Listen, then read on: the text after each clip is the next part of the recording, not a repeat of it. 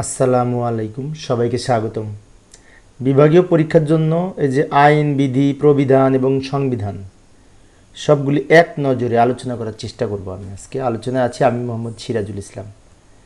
তো প্রথমে আসি এই বিশেষ করে বিভিন্ন প্রকার যে সমস্ত আইন, বিধি, প্রবিধান আছে, যেমন নেগোসিয়েবল ইনস্ট্রুমেন্ট অ্যাক্ট 1881 সালের, তারপরে সরকারি গোপন আইন 1923 সালে, সরকারি ভবিষ্যৎ তহবিল আইন 1925, আর সাধারণ ভবিষ্যৎ তহবিল বিধিমালা এটা হচ্ছে 1979, এটা পরে আসতেছি। এরপরে আছে নির্ধারিত ছুটি বিধিমালা 1959, সরকারি কর্মচারী আচরণ বিধিমালা 1979 সালে 5টা আছে। বাংলাদেশ সরকারি কর্ম কমিশন পরামর্শকরণ বিধানমালা 1979, সরকারি কর্মচারী বিশেষ বিধান ও অধ্যাদেশ 1979, সাধারণ ভবিষ্যৎ তহবিল বিধিমালা 1979 এবং সরকারি চাকরি বিনোদন ভাতা বিধিমালা 1979 সালে কিন্তু 5টা আছে। এছাড়াও রয়েছে প্রশাসনিক ট্রাইব্যুনাল 1980, বাংলাদেশ সিভিল সার্ভিস নিয়োগ বিধিমালা 1981, কল্যাণ তহবিল ও যৌথ বীমা অধ্যাদেশ 1982, বাংলাদেশ সিভিল সার্ভিস জ্যেষ্ঠতা বিধিমালা 1983, সরকারি কর্মচারী শৃঙ্খলা ও আপিল বিধিমালা 1985। আচ্ছা, এই সরকারি শৃঙ্খলা ও আপিল বিধিমালা 2018 সালের আরেকটা আছে, কিন্তু 1985 সালেও আছে। কার্য বিধিমালা 1996, সরকারি কর্মচারী কল্যাণ তহবিল বা কল্যাণ বোর্ড, সরকারি কর্মচারী কল্যাণ বোর্ড আইন 2004। এছাড়াও রয়েছে public procurement act 2006, public procurement বিধিমালা 2008, সরকারি বাজেট ব্যবস্থাপনা আইন 2009 এবং চাকরি ও বেতন কমিশন 2009। 2009 দুইটা আছে, একটা হচ্ছে সরকারি বাজেট ব্যবস্থাপনা আইন 2009, আর একটা আছে চাকরি ও বেতন কমিশন 2009। এছাড়াও চাকরি বেতন ও ভাতা দিয়ে আদেশ 2015, আর্থিক ক্ষমতা অর্পণ বিধিমালা 2015 সালে দুইটা আছে, তাই না? সরকারি কর্মচারী শৃঙ্খলা ও আপিল বিধিমালা 2018 এবং 2018 সালে আরেকটা আছে সরকারি চাকরি আইন 2018, তাই না? এছাড়াও এই যে সরকারি কর্মচারী নিয়মিত বিধিমালা, নিয়মিত উপস্থিতি বিধিমালা 2019, সামাজিক যোগাযোগ মাধ্যম ব্যবহারের নির্দেশনা 2019 সালেও দুইটা, পেনশন সহজীকরণ আদেশ 2020, সরকারি কর্মচারী ঋণ বিধিমালা 2021, আরও রয়েছে ভ্রমণ ভাতা বিধিমালা 2022, চলতি দায়িত্ব অতিরিক্ত দায়িত্ব প্রদান বিধিমালা 2023 সালে একটা, সচিবালয় নির্দেশমালা 2024 এবং আউটসোর্সিং নীতিমালা 2025 সাল পর্যন্ত, এইগুলি, তাই না? 32টা। এছাড়াও রয়েছে গণপ্রজাতন্ত্রী বাংলাদেশের সংবিধান, Bangladesh service rules, BSR part 1, Bangladesh service rules বা বিএসআর পার্ট 2, তাই না? গোপনীয় বার্ষিক গোপনীয় অনুবেদন মানে এসিআর যাকে বলে, ফান্ডামেন্টাল রুলস ও সাপ্লিমেন্টারি রুলস, পদোন্নতি ও নিয়োগ কমিটি, তাই না? ট্রেজারি রুলস, ফাইন্যান্সিয়াল রুলস, এগুলি আছে কিন্তু। এছাড়াও সরকারি স্থানীয় সরকার, যেমন জেলা পরিষদ, উপজেলা পরিষদ, ইউনিয়ন পরিষদ, এগুলোর কিন্তু ইউনিয়ন পরিষদ সংক্রান্ত কিন্তু আইন রয়েছে। তারপর চাকরি আইন 2018 আলোকে সরকারি কর্মচারীদের অবসর গ্রহণ এবং অ্যাডহক ভিত্তিক নিযুক্ত কর্মচারী নিয়মিতকরণ বিধিমালা 1994, উন্নয়ন প্রকল্প হতে রাজস্ব বাজেটে স্থানান্তরিত পদের পদধারীদের নিয়মিতকরণ ও জ্যেষ্ঠতা বিধিমালা 2005। আচ্ছা, এই কটা লেস ইম্পর্টেন্ট, সেজন্য আমি এই সাদা কালার দিয়ে রেখেছি, এগুলো লেস ইম্পর্টেন্ট, আগেরগুলো গুরুত্বপূর্ণ। এবার আমি একটা একটা করে কোন বিধির মধ্যে কি বলা আছে বিধিসহ সংক্ষেপে উপস্থাপন করার চেষ্টা করব এক নজরে। প্রথমে আসি সরকারি কর্মচারী আচরণ বিধিমালা 1979। এখানে এই যে যাদের ক্ষেত্রে এই বিধিমালা প্রযোজ্য নয়, বিধি 2-এ বলা আছে পরিবারের সদস্য, 3-1B, বিধি 3-1-এর বিতে বলা আছে উপহার দেয়া নেয়া, বিধি 5, বিদেশি পুরস্কার পদবি উপাধি গ্রহণ, বিধি 6, তহবিল সংগ্রহ, বিধি 8, চাঁদা গ্রহণ, বিধি 9, ধার গ্রহণ ও প্রদান, বিধি 10, মূল্যবান সামগ্রী ও স্থাবর সম্পত্তি অর্জন বা হস্তান্তর, বিধি 11। বিধিগুলো একটু মনে রাখবো। সম্পত্তির ঘোষণা বিধি 13, ফটকাবাজি ও বিনিয়োগ বিধি 15, কোম্পানি স্থাপন ও ব্যবস্থাপনা বিধি 16, ব্যক্তিগত ব্যবসা অথবা চাকরি বিধি 17, বেতার সম্প্রচারণে অংশগ্রহণ বা সংবাদ মাধ্যমের সাথে যোগাযোগ বিধি 22 বলা আছে। সরকারের সমালোচনা এবং বিদেশ সম্পর্কে তথ্য ও মন্তব্য প্রকাশ করা বিধি 23 বলেছে। কমিটির নিকট সাক্ষ্য প্রদান বিধি 24 বলেছে। রাজনীতিতে অংশগ্রহণ 25-1, নির্বাচনে অংশগ্রহণ 25-3, চাকরিজীবী সমিতির সদস্যপদ 29 বিধি 29, এছাড়াও যৌতুক দেয়া নেয়া বিধি 5, সরকারি কর্মচারীর সম্মানে গণজমায়েত বিধি 7, দেউলিয়াত্ব অভ্যাসগত ঋণগ্রস্ততা বিধি 18, এগুলো লেস ইম্পর্টেন্ট সেই জন্য সাদা কালার দিয়ে রেখেছি।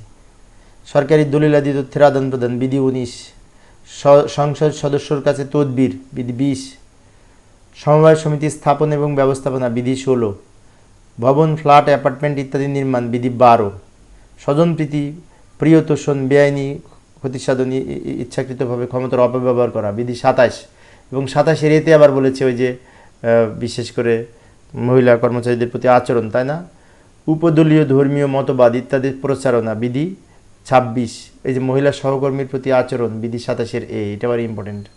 স্বার্থের দ্বন্দ্ব 27 বি, সরকারি কর্মচারীদের সরকারি কার্যকলাপ ও আচরণের প্রতি সমর্থন বিধি 28, সরকারি কর্মচারী কর্তৃক মামলা সংক্রান্ত বিষয় বিধি 28-2, বিদেশি মিশন ও সাহায্য সংস্থার দ্বারস্থ হওয়া বিধি 31, বিদেশি নাগরিকত্ব গ্রহণ 31 এ, বিধিমালার লঙ্ঘনের শাস্তি বিধি 32 পর্যন্ত, তাই না। এবার আসি সরকারি কর্মচারী শৃঙ্খলা ও আপিল বিধিমালা 2018।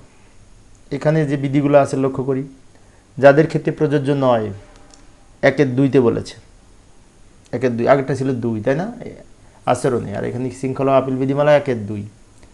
সদাচরণ অসদাচরণ 2 খ, কর্তৃপক্ষ 2 গ, ডিজার্শন 2 চ, সরকারি কর্মচারী সম্পর্কে বলা আছে বিধি 2-6-তে।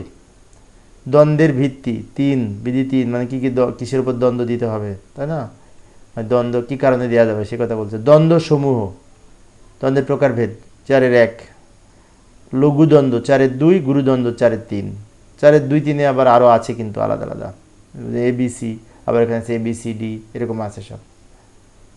কোন কোন কারণে অপরাধের কি কি শাস্তি বিধি 4-5 বলা আছে। নাশকতামূলক কর্মকাণ্ডের ক্ষেত্রে তদন্তের পদ্ধতি 5-1-3, লঘুদ্বন্দ্ব আরোপের ক্ষেত্রে তদন্তের পদ্ধতি 6-1-6, বিভাগীয় মামলা তদন্তকারী কর্মকর্তার প্রতিবেদন 6-2-3, গুরুদ্বন্দ্ব আরোপের ক্ষেত্রে তদন্তের পদ্ধতি, এই প্রশ্নটা খুব গুরুত্বপূর্ণ। 7-1-12, যদিও এখানে 7-1-5 পর্যন্ত বলা আছে এবং 18-তে বলা আছে। গুরুদ্বন্দ্ব প্রদানের ক্ষেত্রে বাংলাদেশ সরকার কর্ম কমিশনের মতামতের জন্য যে সমস্ত কাগজপত্র প্রেরণ করতে হয়, এটা হচ্ছে জনপ্রশাসন মন্ত্রণালয়ের বিধি শাখা 5 বলেছে। গুরুদ্বন্দ্ব আরোপের ক্ষেত্রে তদন্ত কর্মকর্তার করণীয় বিধি 11, সাময়িক বরখাস্ত বিধি 12-তে বলেছে। সাময়িক বরখাস্ত আবার এই যে সরকারি চাকরি আইন 2018-র 39 ধারায় বলেছে। আচ্ছা, আরও রয়েছে, এগুলা বিশেষ করে লেস ইম্পর্টেন্ট, সেই জন্য আমি এগুলো আলোচনা করতেছি না। আদেশের বিরুদ্ধে আপিল 16-তে বলেছে। আপিল দায়েরের পদ্ধতি 18 নম্বরে বলেছে। আপিল স্থগিত ও আটক রাখা 19 নম্বরে বলেছে। আপিল নিষ্পত্তি 21 নম্বরে বলেছে। পুনর্বিবেচনা 22। এছাড়াও রয়েছে পুনর্নিরীক্ষণ বা সংশোধন 23-এ বলেছে বিধি। রাষ্ট্রপতি কর্তৃক প্রদত্ত আপিলযোগ্য নয় বিধি 24-এ বলেছে। হ্যাঁ, এগুলো মনে রাখবো। এবং ফৌজদারি আদালতে মামলা বিচারাধীন বিভাগীয় মামলা দায়েরের ব্যাপারে বলেছে 25-এ, বিধি 25-এ। এবার অত্যন্ত গুরুত্বপূর্ণ একটি বিধিমালা, সেটি হচ্ছে সরকারি কর্ম কমিশন পরামর্শকরণ প্রবিধানমালা। বাংলাদেশ সরকারি কর্ম কমিশন পরামর্শকরণ প্রবিধানমালা 1979। এখান থেকে প্রশ্ন আসার মতো, খুব গুরুত্বপূর্ণ, মানে কম প্রশ্ন কিন্তু অত্যন্ত গুরুত্বপূর্ণ আসার মতো। এখানে মাত্র কয়েকটা প্রশ্ন আছে। প্রথমে বলছে নিয়োগের জন্য বাছাইয়ের ক্ষেত্রে কমিশনের সাথে পরামর্শের প্রয়োজন নাই, প্রবিধান 4-এ বলেছে। 4 থেকে শুরু, এখানে আরও আছে কিন্তু 4 থেকে ইম্পর্টেন্ট, সেজন্য 4 থেকে বলছি। নিয়োগের জন্য বাছাইয়ের ক্ষেত্র ব্যতীত অন্যান্য যেসব ক্ষেত্রে কমিশনের সাথে পরামর্শের প্রয়োজন নাই, মানে নিয়োগের জন্য আছে, অন্য ক্ষেত্রে নাই। এই প্রবিধান 5 থেকে 14 নম্বরে বলা আছে। 5 নম্বরে শুরু হয়েছে, 14তে শেষ হয়েছে। যেসব ক্ষেত্রে কমিশনের সাথে পরামর্শের প্রয়োজন আছে এবং পরামর্শ করা বাধ্যতামূলক, প্রবিধান 3-এ বলেছে। 3-এর 1, 2 এবং 6 থেকে 14 নম্বরের সাথে আবার এটা মিল আছে, 6 থেকে 14। এছাড়াও দ্বন্দ্ব আরোপের ক্ষেত্রে পিএসসির মতামত গ্রহণ বাধ্যতামূলক, বিধি প্রবিধান 6 নম্বরে বলেছে, 6। ঠিক আছে। বাংলাদেশ সরকারি কর্ম কমিশনের গঠন, সদস্য নিয়োগ, পদের মেয়াদ ও কমিশনের দায়িত্ব, এটা এই যে গণপ্রজাতন্ত্রী বাংলাদেশের যে সংবিধান রয়েছে 137 থেকে 140-এ বলা আছে। ঠিক আছে, যদিও পরবর্তীতে সংবিধান নিয়ে আবার কথা বলবো। এরপরে আসি বাংলাদেশ কর্ম কমিশনের পরামর্শ সুপারিশ বাস্তবায়ন না করার ক্ষেত্রে অনুসরণীয় পদ্ধতি। এটা জনপ্রশাসন মন্ত্রণালয়ের স্মারক 21 জুন 1972 সালের যে জনপ্রশাসন মন্ত্রণালয়ের স্মারক আছে সেখানে বলা আছে। এবার আরও একটি অত্যন্ত গুরুত্বপূর্ণ ফার্স্ট পার্ট এবং সেকেন্ড পার্ট, 2 পার্টের জন্য টপ ইম্পর্টেন্ট, সেটা হচ্ছে কার্যবিধিমালা 1996 বা রুলস অফ বিজনেস 1996, খুব গুরুত্বপূর্ণ। এটি লক্ষ্য করি, কার্যবন্টন বিধি 3-এ বলেছে, মানে 3 থেকে শুরু হয়েছে, 3, 4, 5 নেই, তাই না? মন্ত্রণালয়ের কাজ বিধি 4-এ বলেছে, 5 নেই। আবার 6 কি বলেছে? রাষ্ট্রপতির নিকট প্রেরণ, প্রধানমন্ত্রী ও রাষ্ট্রপতির নিকট প্রেরণ বিধি 7-এ বলেছে। প্রধানমন্ত্রীর নিকট প্রেরণ 8-এ বলেছে। মন্ত্রণালয়ের বিভাগসমূহের সাথে পরামর্শ 10-এ বলেছে। যেগুলি ইম্পর্টেন্ট ওইগুলি হলুদ কালার দিয়ে রেখেছি। মন্ত্রী পরিষদ বিভাগের সাথে পরামর্শ বিধি 11-তে বলেছে। জনপ্রশাসন মন্ত্রণালয়ের সাথে পরামর্শ 12-তে বলেছে। অর্থ বিভাগের সাথে পরামর্শ বিধি 13-তে বলেছে। আইন ও বিচার বিভাগের সাথে পরামর্শ বিধি 14। মন্ত্রিসভায় যে সকল বিষয় উত্থাপন করতে হয় বিধি 16। মন্ত্রিসভায় বিষয়াদি উত্থাপনের পদ্ধতি বিধি 19। ঠিক আছে, এই 19 পর্যন্ত এইগুলি। তো এইখানে সাধারণত এই 3 থেকে শুরু করে 3, 4, 5 নেই, 6, 7, 8, 9 নেই, আবার 10, 11, 12, 13, 14, 15 নেই। ঠিক আছে, 12, 13, 14, 15 নেই, 16 আছে, 18, 17, 18 নেই, আবার 19। এটা খেয়াল রাখবো। বাংলাদেশ সিভিল সার্ভিস নিয়োগ বিধিমালা 1981, এখানে মাত্র কয়েকটা প্রশ্ন, বেশি প্রশ্ন নাই কিন্তু ইম্পর্টেন্ট। নিয়োগের পদ্ধতি বিধি 3-এ বলেছে। সরাসরি নিয়োগের শর্তাবলী, নিয়োগ লাভের শর্তাবলী বিধি 4-এ বলেছে। পদোন্নতির মাধ্যমে নিয়োগ বিধি 5-এ বলেছে। শিক্ষানবিশ বিধি 6-এ বলেছে। স্থায়ীকরণ বিধি 7-এ বলেছে। বন্ড প্রদান বিধি 7-এর এতে বলেছে। শিথিলকরণ বিধি 8-এ বলেছে। যদিও যে হলুদ কালার দিয়ে রেখেছি 4টা, সরাসরি নিয়োগ, পদোন্নতির মাধ্যমে নিয়োগ, শিক্ষানবিশ আর স্থায়ীকরণ, এই 4টা বেশি ইম্পর্টেন্ট। 4, 5, 6, 7 বিধি 4 থেকে শুরু হয়েছে, 7-এ শেষ হয়েছে। পদোন্নতি বা নিয়োগ সংক্রান্ত বিভিন্ন কমিটি, যদিও এই প্রশ্নগুলি কম আসে তারপরেও আলোচনা করতেছি, লক্ষ্য করি। পদোন্নতি সংক্রান্ত সুপিরিয়র সিলেকশন বোর্ডের গঠন, কমিটির কার্যপ্রণালী, এই যে জনপ্রশাসন মন্ত্রণালয়ের 1991 সালের প্রজ্ঞাপন অনুযায়ী। ঠিক আছে, তারপরে বোর্ড গঠন, নিয়োগ বোর্ড গঠন, এটাও ওই জনপ্রশাসন মন্ত্রণালয়ের 1991 সালের প্রজ্ঞাপন। ঠিক আছে, ক্যাডার পদে পদোন্নতির ক্ষেত্রে প্রযোজ্য প্রমার্জন বিধি, জনপ্রশাসন মন্ত্রণালয়ের স্মারক 1993-এর। এগুলো লেস ইম্পর্টেন্ট ছিল। এখন যেটা গুরুত্বপূর্ণ আরেকটি বিষয়, সরকারি কর্মচারীর নিয়মিত উপস্থিতি বিধিমালা 2019, এটা কিন্তু আবার গুরুত্বপূর্ণ। যেমন এই সংজ্ঞা দেয়া আছে 2-এ, বিনা অনুমতিতে কর্মে অনুপস্থিত 3-এ বলেছে, 3-এ। ঠিক আছে, বিনা অনুমতিতে অফিস ত্যাগ বিধি 4-এ বলেছে। বিলম্বে উপস্থিতি বিধি 5-এ বলেছে। অপরাধের পুনরাবৃত্তির জন্য দ্বন্দ্ব বিধি 6-এ বলেছে। পুনর্বিবেচনা বা দ্বন্দ্ব মকুবের জন্য আবেদন বিধি 7-এ বলেছে। এটা আমি বিশেষ করে সহজভাবে মনে রাখার জন্য 3 থেকে 7 দিন কাত বিপুপু একটা লিখেছিলাম আমি। যাই হোক, এটা পরে আলোচনা করব। এবার আসি সরকারি গোপন আইন 1923। সরকারি গোপন আইন 1923-এও প্রশ্ন আসে এখান থেকে, যেমন নিষিদ্ধ এলাকা ধারা 2-এ বলেছে। গুপ্তচর বৃত্তির জন্য শাস্তি ধারা 3-এ বলেছে। নিষিদ্ধ ঘোষিত এলাকার ছবি স্ক্র্যাচ ধারা 3-এর এতে বলেছে। বিদেশি এজেন্টের সহিত যোগাযোগ কতিপয় অপরাধের প্রমাণস্বরূপ হিসেবে গণ্য হবে বিধি 4-এ বলেছে। তথ্যের বেআইনি হস্তান্তর বিধি 5-এ বলেছে। মিথ্যা পরিচয় দান বা মিথ্যে ইউনিফর্ম পরা বিধি 6-এ বলেছে। প্রহররত পুলিশের সেনাবাহিনীর কাজে হস্তক্ষেপ বিধি ধারা 7-এ বলেছে, বিধি না ধারা। অপরাধের তথ্য প্রদান ধারা 8-এ বলেছে। গুপ্তচরকে আশ্রয়দানের শাস্তি ধারা 10-এ বলেছে। অপরাধের বিচার ধারা 13-তে বলেছে, 13 নম্বরে বিচার অপরাধের। আচ্ছা, এই কোন বিধিতে বিস্তারিত কি বলা আছে এটা বই পড়তে হবে, আমি এক নজরে সবগুলি একটু আলোচনা করতেছি মনে রাখার জন্য। সরকারি কর্মচারী বিশেষ বিধান অধ্যাদেশ 1979। লক্ষ্য করি, অপরাধসমূহ ধারা 3-এ বলেছে, দ্বন্দ্বসমূহ ধারা 4-এ বলেছে, শাস্তি প্রদানের পদ্ধতি ধারা 5-এ বলেছে, আপিল ধারা 6-এর 1-এ বলেছে, রিভিউ 6-এর 2-এ বলেছে। এইবার অত্যন্ত গুরুত্বপূর্ণ একটি বিধিমালা, নির্ধারিত ছুটি বিধিমালা 1959। এটা আসে এখান থেকে প্রশ্ন। বিভিন্ন প্রকার ছুটি আছে, আমার দৃষ্টিতে মোট আমি ছুটি পেয়েছি এই 17 ধরনের। তো আমি এখানে মনে রাখার জন্য একটা ছন্দ রচনা করেছি। প্রথম 10টা ছুটি আলোচনা করব যেগুলি বিএসআর পার্ট 1-এ অনুযায়ী, ঠিক আছে। আমি মনে রাখার জন্য এখানে লিখেছি, অজিতের অসিনৈশ ও মাছি নামের 3 বিবি ছিল। এগুলোর ব্যাখ্যা দিচ্ছি। অজিতের মানে অর্জিত ছুটি বিধি 145-এ বলেছে বিএসআর পার্ট 1-এর। এরপরে ওসি তাই না, অতে হচ্ছে অক্ষমতাজনিত বিশেষ ছুটি, ওই বিধি 192 ও 193 বলেছে। তারপরে শীতে শিক্ষা ছুটি 194 বলেছে। নৈমিত্তিক ছুটি যদিও নির্ধারিত কোনো বিধিমালা নেই এ ছুটির জন্য, তারপরেও 195-কে বেস ধরে এই ছুটিটা দেওয়া হয় বিধি।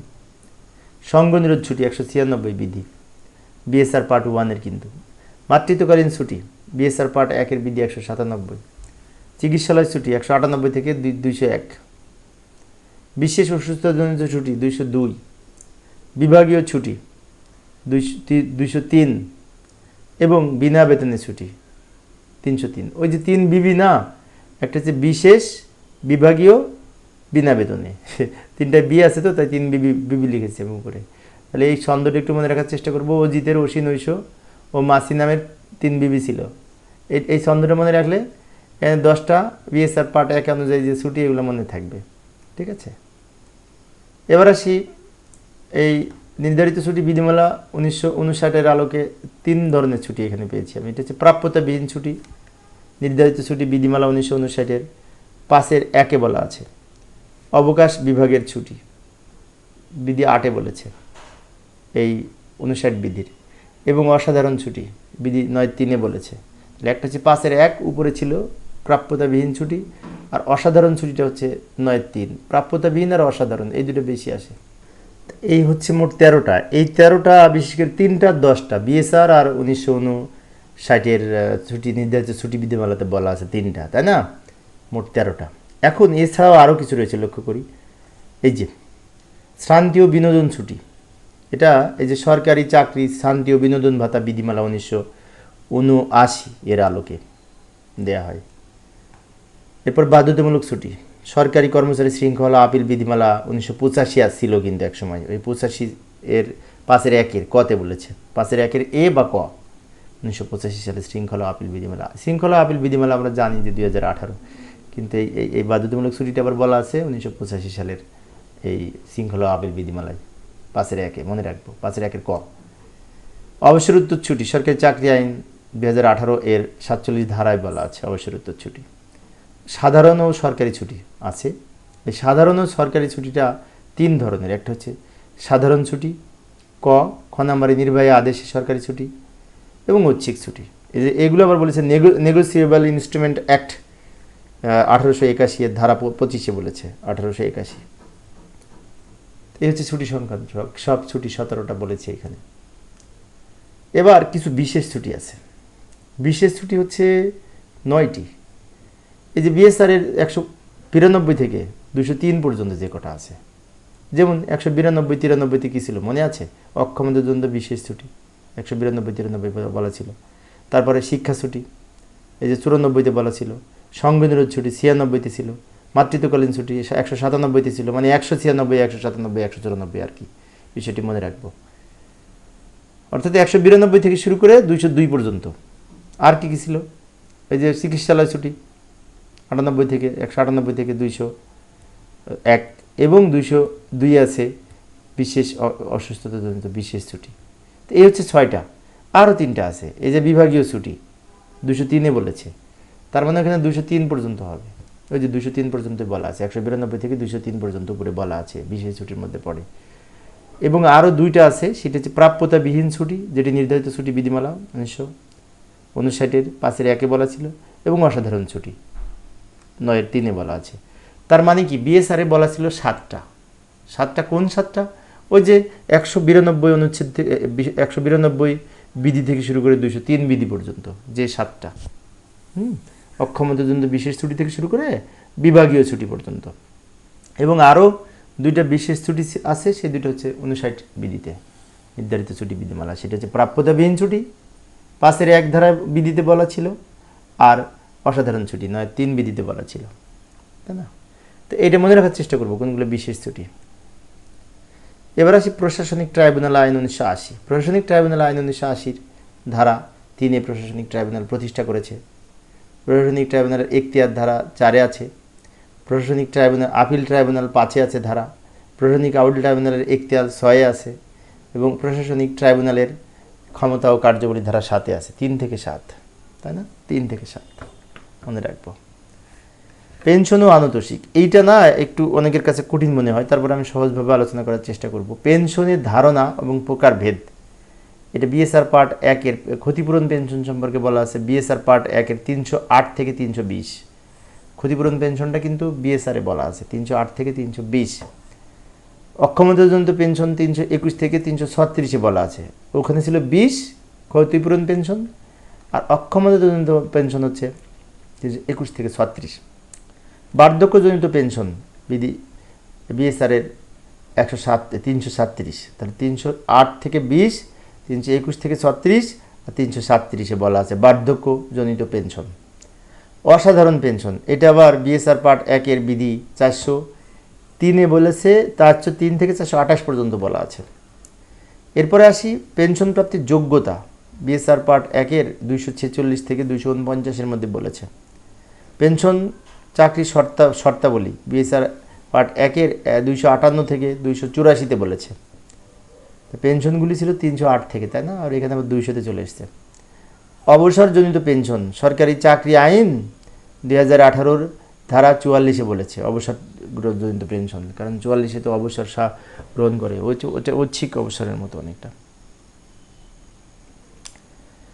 আনুতোষিক, পেনশন ও আনুতোষিক। আচ্ছা, আনুতোষিক ও গ্র্যাচুইটি, এটা সম্পর্কে বলেছে এই যে চাকরি বেতন ভাতা আদেশ আছে না 2015, ওইটার 10-1-এ বলেছে, এটা মনে রাখবো গ্র্যাচুইটিটা।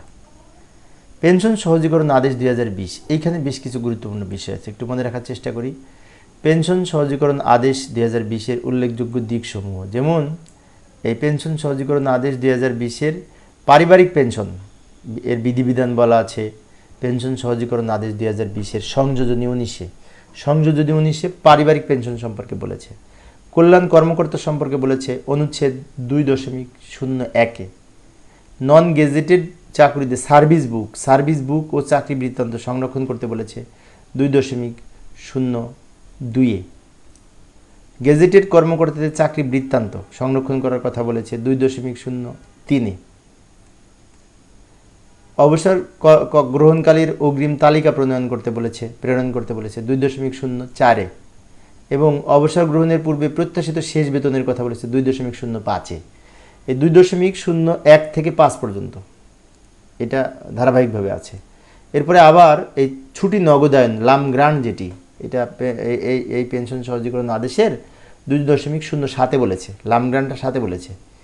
আচ্ছা, ওইখানে শেষ বেতনের প্রত্যাশিত শেষ বেতনের পত্র 2.05-এ বলে ওখানে 5 পর্যন্ত ছিল, তাই না? একটা না। আর এখানে আবার ওই যে 2.07-এ বলেছে ছুটি নগদায়ন সম্পর্কে। সাময়িক পেনশন প্রদান সম্পর্কে বলেছে 2.11, 7-এর পরে 11। পেনশন সমর্পণ 2.12-তে বলেছে, তাহলে 7, 11, 12, আর ওইদিকে 5 পর্যন্ত, তাই না? এরপর উত্তরাধিকারী মনোনয়ন, এটা 3.01-এ বলেছে উত্তরাধিকারী মনোনয়ন। এখানে আমার 3 শুরু হয়েছে, 3.01 থেকে 4 পর্যন্ত আছে মনে হয়। বিধবা স্ত্রী বা বিপত্তিক স্বামীর পেনশন এই 3.02 মনে হয়, হ্যাঁ। এছাড়াও রয়েছে প্রতিবন্ধী সন্তানের পেনশন 3.03, এটা কিন্তু ইম্পর্টেন্ট।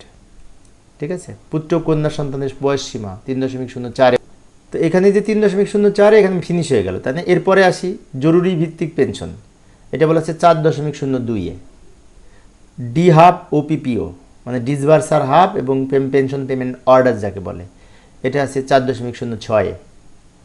অনুত্তোলিত পেনশন বা বকেয়া পেনশন বলা আছে 4.08-এ। এবার আমরা আলোচনা করব সরকারি চাকরি আইন 2018, অত্যন্ত গুরুত্বপূর্ণ। সরকারি চাকরি আইন 2018 যাদের জন্য প্রযোজ্য নয়, ধারা 3-এ বলেছে, আর 2-এ বলেছিল আচরণ বিধিতে, তাই না। আর 1.2-এ বলেছিল শৃঙ্খলা আপিল বিধিমালায় যাদের জন্য প্রযোজ্য নয়, এগুলো মনে রাখবো। নির্ধারিত সময়ে সরকারি সেবা প্রদান ধারা 25-এ বলেছে। প্রতিকার ও আপিল ধারা 26-এ বলেছে। শৃঙ্খলা ও আচরণ ও শৃঙ্খলা ধারা 30-এ বলেছে। বিভাগীয় কার্যধারা ধারা 31-এ বলেছে। দ্বন্দ্ব ধারা 32-এ বলেছে। ক্ষতিপূরণ আদায়ের পদ্ধতি ধারা 33-এ বলেছে। আমি সরকারি চাকরি আইন 2018 সম্পর্কে আলোচনা করতেছি। আপিল ধারা 34-এ বলেছে। রাষ্ট্রপতি কর্তৃক আদেশ আপিলযোগ্য নয় ধারা 35-এ বলেছে। পুনরায় বিবেচনা রিভিউ ধারা 36-এ বলেছে। পুনর্নিরীক্ষণ ধারা 37-এ বলেছে, রিভিশন যাকে বলে। সাময়িক বরখাস্ত ধারা 39-এ বলেছে, যদিও শৃঙ্খলা আপিল বিধিমালা বিধি 12-তে বলেছিল, তাই না। বিদেশি রাষ্ট্রের নাগরিকত্ব গ্রহণ করার কারণে চাকরির অবসান ঘটবে ধারা 40-এ বলেছে। ফৌজদারি অপরাধে অভিযুক্ত কর্মচারীর ক্ষেত্রে ব্যবস্থাদি ধারা 41-এ বলেছে। ফৌজদারি মামলা দণ্ডিত কর্মচারীর ক্ষেত্রে ব্যবস্থা ধারা 34-এ বলেছে। ফৌজদারি মামলা দুই রকম, একটা হচ্ছে অভিযুক্ত কর্মচারীর ক্ষেত্রে ব্যবস্থা, আর একটা হচ্ছে দণ্ডিত কর্মচারীর ক্ষেত্রে ব্যবস্থা। অভিযোগ আর একটা হচ্ছে দণ্ডিত, মামলায় দণ্ডিত, তাই না। একটা অপরাধে ফৌজদারি অপরাধে অভিযুক্ত, আর একটা হচ্ছে ফৌজদারি মামলায় দণ্ডিত। অপরাধে অভিযুক্ত যেটি, সেটি 41 ধারা। আর মামলার দণ্ডিত কর্মচারীর মামলা দ্বন্দ্ব হয়েছে তার কারণে যে ধারা, সেটি হচ্ছে 42 ধারা। স্বাভাবিক অবসর 43, এই যে অবসরগুলো খুব গুরুত্বপূর্ণ। ঐচ্ছিক অবসর 44, বাধ্যতামূলক অবসর সরকার কর্তৃক বাধ্যতামূলক অবসর 45, অক্ষমতাজনিত অবসর 46, অবসরোত্তর ছুটি ধারা 47, চুক্তিভিত্তিক নিয়োগ ধারা 49, তারপরে প্রাপ্য অবসরের সময় প্রাপ্য সুবিধা ধারা 50, অবসর সুবিধা স্থগিত প্রত্যাহার ধারা 51-তে বলেছে। অবসরপ্রাপ্ত কর্মচারী কর্তৃপক্ষের নিয়ন্ত্রণ মুক্ত অবসরপ্রাপ্ত যারা হবেন তারা ধারা 52-তে বলেছে। চাকরি হতে ইস্তফা ধারা 53-তে বলেছে। আউটসোর্সিংয়ের মাধ্যমে সেবা গ্রহণ ধারা 54-তে বলেছে। সীমাবদ্ধতা ধারা এটাও 54-তে বলেছে। কমিশনের পরামর্শ গ্রহণের প্রয়োজনীয়তা ধারা 55-তে বলেছে। এবার আসি সাধারণ ভবিষ্যৎ তহবিল 1979। লক্ষ্য করি, পরিবারের সংজ্ঞা দেওয়া আছে বিধি 2-তে। তহবিলে যোগদানের যোগ্যতা দেওয়া আছে বিধি 4-এ। চাঁদা দাতা কারা হবেন, চাঁদা দাতার যোগ্যতা সম্পর্কে বলা আছে বিধি 5-এ। মনোনয়ন বিধি 6-এ। চাঁদা প্রদানের শর্ত বিধি 8 এবং 10-এ বলা আছে। চাঁদার হার 9-এ বলা আছে। চাঁদা আদায় 11-তে বলা আছে। চাঁদা জমার উপর সুদ বা ইনক্রিমেন্ট বিধি 12-তে বলেছে। অগ্রিম মঞ্জুরির কর্তৃপক্ষ 13-1, এই যে 13 দিয়ে যেগুলো, এগুলো খুব ইম্পর্টেন্ট। অগ্রিমের উদ্দেশ্য 13-2, অগ্রিমের পরিমাণ 13-3 এবং 4-এ বলা আছে। গৃহ নির্মাণ অগ্রিম 13-5-এ বলেছে। অগ্রিম মঞ্জুরির শর্তাবলী বা অগ্রিমের প্রদান পদ্ধতি 13-6-7-8-এ বলেছে পদ্ধতি সম্পর্কে। তহবিলের সঞ্চিত অর্থ চূড়ান্ত উত্তোলন বিধি 20-এ বলেছে। চাঁদাদাতার মৃত্যুতে তহবিলের অর্থ প্রদান করবে কিভাবে বিধি 21-এ বলেছে।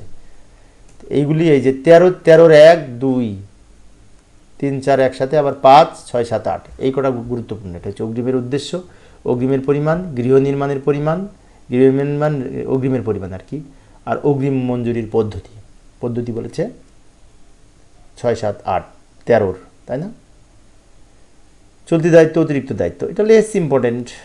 এটা বিধিমালা 2-তে বলেছে। চলতি দায়িত্ব অতিরিক্ত দায়িত্ব সংজ্ঞা, তাই না। তারপরে দায়িত্বের প্রদানের ভিত্তি বলেছে 3-এ। অতিরিক্ত দায়িত্ব প্রদানের ভিত্তি বিধি 4-এ বলেছে। নীতিমালা পদ্ধতি সম্পর্কে আবার বলেছে 5-এ। এটা লেস ইম্পর্টেন্ট, আলোচনা করলাম না আমি, এটা লেস ইম্পর্টেন্ট। বার্ষিক গোপনীয় অনুবেদন অর্থাৎ এসিআর, কনফিডেন্সিয়াল রিপোর্ট, তাই না, অ্যানুয়াল কনফিডেন্সিয়াল রিপোর্ট, এটাও লেস ইম্পর্টেন্ট। এশিয়া সম্পর্কে বলা হয়েছে অনুশাসন, এই 1.4.1-এ বলেছে, তাই না? এগুলো আমরা বিশেষ করে পড়ে নেব, এগুলো লেস ইম্পর্টেন্ট। এই লিয়েনটা আসার মতো, লিয়েনটা বিএসআর পার্ট 1-এর বিধি 5-এর 34-এ লিয়েন সম্পর্কে বলেছে, আর লিয়েন সংরক্ষণ সম্পর্কে বলেছে নির্ধারিত লিয়েন বিধিমালা 2021-এর 2-এর উন্নতি। তাহলে লিয়েন সম্পর্কে বলেছে বিএসআর পার্ট 1-এর বিধি 5-এর 34-এ, আর লিয়েন সংরক্ষণ সম্পর্কে বলেছে ওই যে সরকারি কর্মচারী লিয়েন বিধিমালা আছে 2021, এটার বিধি 2-এর উন্নতি বলেছে। লিয়েন অর্জন এইটাও ওই বিধি 4-এ বলেছে, লিয়েন বিধিমালা 2021-এর। তা লিয়েন এর বিধানাবলী, মঞ্জুরি শর্তাবলী, এটা আবার বলেছে ওই যে 11-তে, লিয়েন বিধিমালা 2021-এর 11-তে বলেছে লিয়েনের শর্তাবলী। লিয়েন প্রত্যাবর্তন, লিয়েন থেকে প্রত্যাবর্তন, এটা 13-তে বলেছে বিধি, লিয়েন বিধিমালা 2021-এর 13-তে বলেছে। এবার আসি গণপ্রজাতন্ত্রী বাংলাদেশের সংবিধান।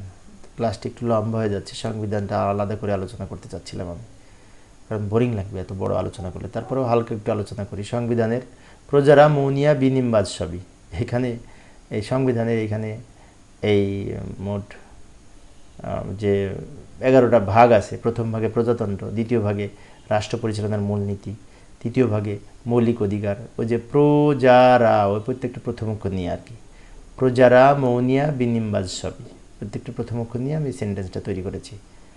চতুর্থ ভাগ নির্বাহী বিভাগ, পঞ্চম ভাগ আইনসভা, ষষ্ঠ ভাগ বিচার বিভাগ, সপ্তম ভাগ নির্বাচন, অষ্টম ভাগ মহাহিসাব নিরীক্ষক ও নিয়ন্ত্রক, নবম ভাগ বাংলাদেশ কর্ম বিভাগ, আর নবমের ক, নবম দুইটা আছে, নবম এবং নবমের ক, নবমের কতে বলেছে জরুরি বিভাগ, দশম ভাগ সংবিধান সংশোধন, এবং 11তম ভাগ হচ্ছে বিবিধ। এবার আসি প্রজাতন্ত্র বলা আছে 1 থেকে 7-এর খ অনুচ্ছেদে। দ্বিতীয় ভাগে রাষ্ট্র পরিচালনার মূলনীতি সম্পর্কে বলা আছে 8 থেকে 25 অনুচ্ছেদ। তৃতীয় ভাগ মৌলিক অধিকার সম্পর্কে বলা আছে 26 থেকে 47-এর ক, যদিও মৌলিক অধিকার সম্পর্কে বলেছে 27 থেকে 44 পর্যন্ত, তাই না, 18টি। চতুর্থ ভাগ নির্বাহী বিভাগ সম্পর্কে বলেছে 48 থেকে 64, এটা 5টি পরিচ্ছেদ আছে আবার এইখানে। পঞ্চম ভাগ আইনসভা সম্পর্কে, পঞ্চম ভাগ আইনসভা, পঞ্চম ভাগ হচ্ছে 65 থেকে 93, এখানে 3টি পরিচ্ছেদ আছে। ষষ্ঠ ভাগ বিচার বিভাগ, ষষ্ঠ ভাগ, এটা বলেছে 94 থেকে 117, 3টি পরিচ্ছেদ আছে এবার এইখানে। সপ্তম ভাগ নির্বাচন 117 থেকে 126 অনুচ্ছেদ। অষ্টম ভাগ মহাহিসাব নিরীক্ষক ও নিয়ন্ত্রক 127 থেকে 132। নবম ভাগ বাংলাদেশের কর্ম বিভাগ 133 থেকে 141, এখানে 2টি পরিচ্ছেদ আছে। এবং নবম ক জরুরি বিধানাবলী, এটা হচ্ছে জরুরি বিধানাবলী, এটা 41-এর ক, 41-এর খ, 41-এর গ। দশম ভাগ সংবিধান সংশোধন, এটা এই 142 অনুচ্ছেদে বলা আছে, এটা একটি অনুচ্ছেদ 142। এবং একাদশ ভাগ 143 থেকে 153 অনুচ্ছেদ, একাদশ ভাগ বিবিধ। তো এগুলি মনে রাখার জন্য যে উপরে আমি একটা ছন্দ রচনা করেছি, প্রজারা মৌনিয়া বিনিমবাজ সবই, এটা আমার মনে রাখার জন্য। তো প্রিয় সুধীবৃন্দ, সংবিধান সম্পর্কে আরও অনেক আলোচনা আছে, অন্য জায়গায় আমি আলোচনা করেছিলাম। তো আজকের ক্লাসটি অনেক লম্বা হয়ে যাচ্ছে, তো আমি এখানে ইতি টানতে চাচ্ছি। পরিশেষে সবাই ভালো থাকবে এবং সুস্থ থাকবে এই কামনায়, খোদা হাফেজ।